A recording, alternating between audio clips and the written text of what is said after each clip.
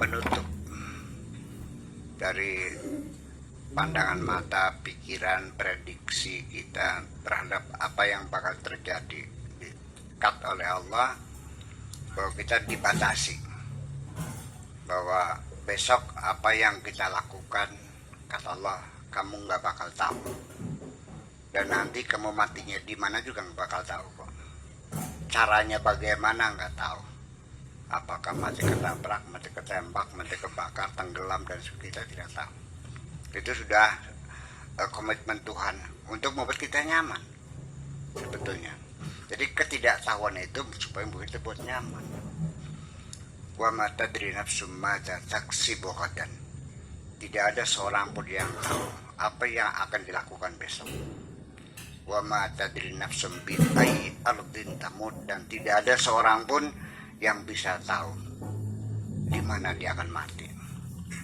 Bagaimana cara matinya? Supaya kita nyaman. Kalau seandainya kematian kita diberitahu, mungkin kita akan kehilangan semangat semua.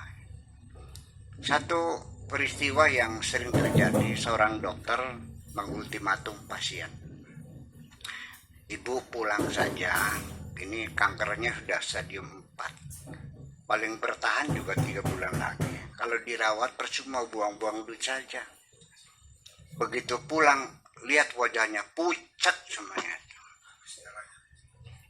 Ini baru dokter memprediksi, belum pastilah. Baru prediksi saja 3 bulan lagi, dia sudah pucat. Dulu yang dia merasa senang pakai gelang, nggak ada rasa senangnya. Menghitung uang dulu senang, hilang kesenangannya.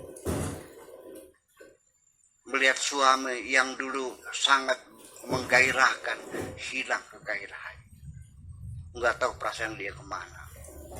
Jadi jangan dikira kita tahu apa yang terjadi itu akan menjadi nyaman, tidak. Terkecuali itu pun tidak untuk seluruh umat manusia. Wallahu yakhtassu bi rahmatihi mayyasha. Allah akan memberikan rahmatnya kepada orang-orang tertentu yang dikehendaki Allah. Seperti para nabi, para rasul, itu juga namanya ghaibiyat. Allah menceritakan apa yang bakal terjadi. Nah, jadi enak tahu atau enak tidak tahu? Ketika hal-hal yang buruk ya. Tapi kalau yang baik ya memang kita enak gitu. Ya. Tetapi ini dari pengalaman pribadi. Kadang-kadang isyarat-isyarat ketuhanan itu sendiri juga bukan apa ya, sering kita membacanya tidak tuntas. Karena itu berupa sinyal-sinyal. Ya, bukan tidak jelas, bukan sinyalnya yang tidak jelas, tapi kitanya yang tidak mampu membaca dengan jelas. Saya jadi ingat deh. Tolong saya akan bicara nyimpang dulu ya, mumpung ingat nanti lupa. Tadi itu siapa yang salawatan dari itu? Andika ya. Fahabli taubatan waktu badaya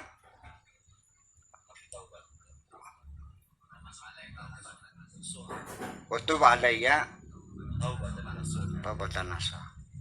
Ini saya kritik saja dari segi sastranya.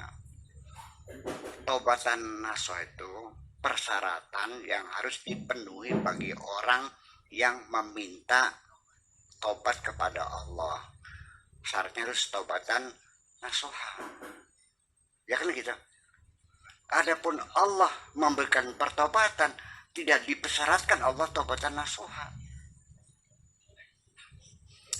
Persyaratan seorang pedagang harus menjamin kepuasan konsumen. Tapi seorang pembeli tidak dipersyaratkan harus menjaga kepuasan konsumen di pembeli. Nih, kita perhatikan. Ya ayyuhalladzina amanu tubu ilallah taubatan nasuha. Wahai orang beriman, bertobatlah kepada Allah dengan taubat nasuha. Menjadi persyaratan harusnya taubat nasuha. Ya, asa rabbukum an yukaffira ampun, semoga Tuhanmu menutupi segala keburukan-keburukanmu. Jadi ini persyaratan untuk orang yang bertobat, bukan persyaratan bagi Tuhan harus tobat nasuha. Ini kritik saya. Ya, dan ya kalau Allah jangan menuntut Allah tobat dengan tobat nasuha dong. Waktu bahaya tobat nasuha. Kita minta Allah menerima tobat kita dengan tobat nasuha. Ini maksudnya gimana? Nggak jelas. Nah ini banyak sekali ini qasidah-qasidah diniyah ini yang mungkin ketika menyusunnya tidak menggunakan logika sastra dengan keadaan bahasa asal berbunyi gitu. Ini mohon maaf nih.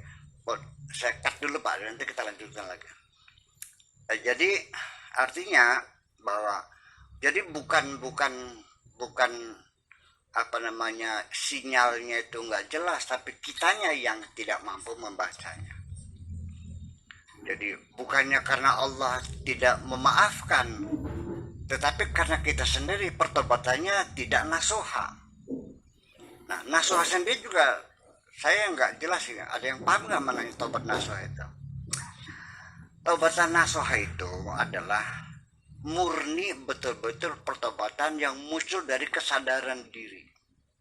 Dari kata nasaha, nasihat. Nasuh itu namanya sighah mubalaghah.